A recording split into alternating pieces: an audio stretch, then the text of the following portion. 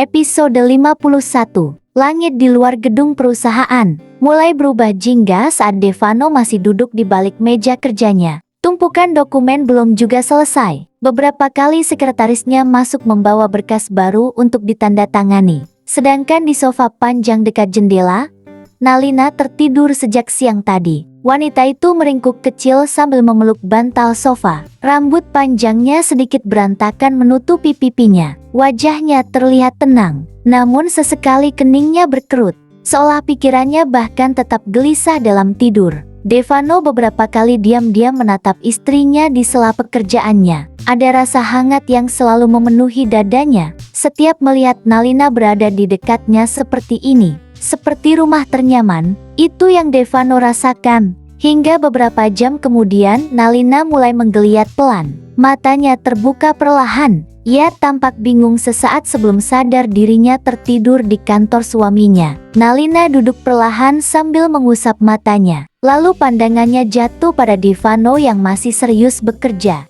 Pria itu terlihat begitu tampan, dengan kemeja gelap yang lengan bajunya digulung hingga siku. Tatapannya fokus memeriksa dokumen satu persatu dengan sangat teliti. Nalina memandangnya cukup lama, dan entah kenapa, dadanya kembali terasa sesak. Bayangan Devano menjadi seorang ayah tiba-tiba memenuhi kepalanya. Devano yang menggendong anak kecil mereka. Devano yang tersenyum sambil bermain dengan putra atau putri mereka. Devano yang selama ini begitu kesepian. Karena anak tunggal akhirnya memiliki keluarga besar yang hangat. Namun bayangan itu justru membuat hati Nalina hancur perlahan. Bagaimana jika semua itu tidak pernah bisa ia berikan? Bagaimana jika dirinya benar-benar tidak bisa memiliki anak? Air matanya jatuh begitu saja. Nalina buru-buru menunduk dan mengusapnya. Tapi semakin dihapus justru semakin deras keluar. Ia bahkan tidak sadar Devano sudah menghentikan pekerjaannya sejak tadi. Tatapan pria itu langsung berubah cemas. Devano berdiri dan berjalan mendekat. Suara langkah kaki itu membuat Nalina buru-buru menghapus air matanya lagi. Namun terlambat.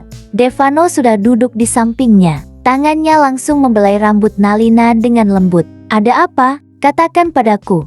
Pasti ada sesuatu yang kamu sembunyikan." Mendengar suara lembut itu, pertahanan Nalina runtuh sepenuhnya. Ia justru menangis lebih keras. Tangannya gemetar sambil menutupi wajahnya sendiri. Devano tidak memaksa. Ia hanya memeluk Nalina perlahan dan mengelus punggungnya dengan sabar. Tangisan itu berlangsung cukup lama. Hingga akhirnya Nalina mulai sedikit tenang meski napasnya masih bergetar.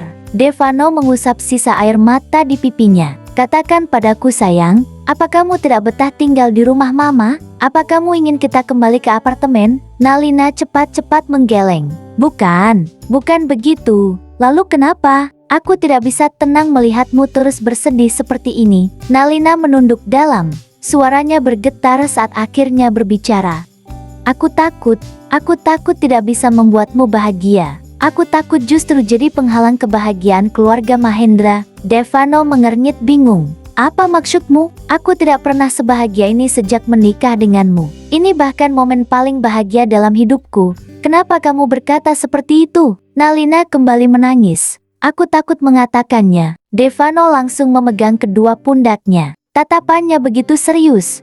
"Kamu tahu kan aku sangat mencintaimu. Apapun masalahnya, kita cari jalan keluarnya bersama. Justru itu, karena kamu terlalu baik, karena cintamu terlalu besar, aku takut kalau aku mengatakan semuanya, senyummu akan hilang. Aku takut keluarga besar kita kecewa." Devano menghela napas panjang. "Tidak akan. Aku janji tidak akan seperti itu. Apa kamu tidak percaya padaku lagi?" Nalina langsung menggeleng cepat. "Bukan begitu." Lalu Devano menggenggam kedua tangannya erat. "Ceritakan semuanya. Aku akan tetap bersamamu apapun itu." Nalina memejamkan mata sesaat sebelum akhirnya mulai bicara. Ia menceritakan semuanya. Tentang dirinya yang diam-diam cuti kuliah.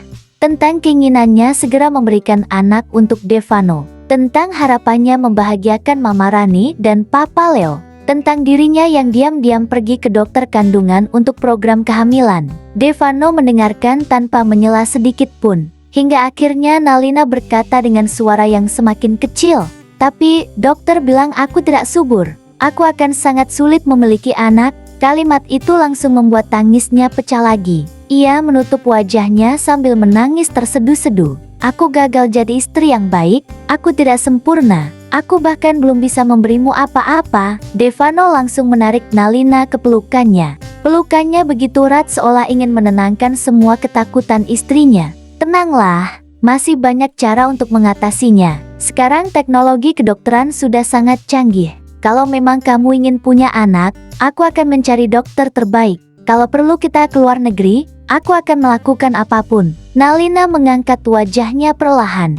Tapi kalau ternyata memang tidak bisa, Devano langsung mengusap pipinya. Hei, kebahagiaanku bukan cuma soal anak, keberadaanmu saja sudah membuat hidupku sempurna. Jangan pernah berpikir dirimu tidak berharga hanya karena satu hal itu. Nalina kembali menangis. Aku cuma ingin membuatmu bahagia, dan kamu sudah melakukannya. Setiap hari, setiap detik sejak kamu ada di hidupku. Devano lalu mencium kening istrinya lama. Lagi pula, kamu baru periksa ke satu dokter, belum tentu hasilnya benar.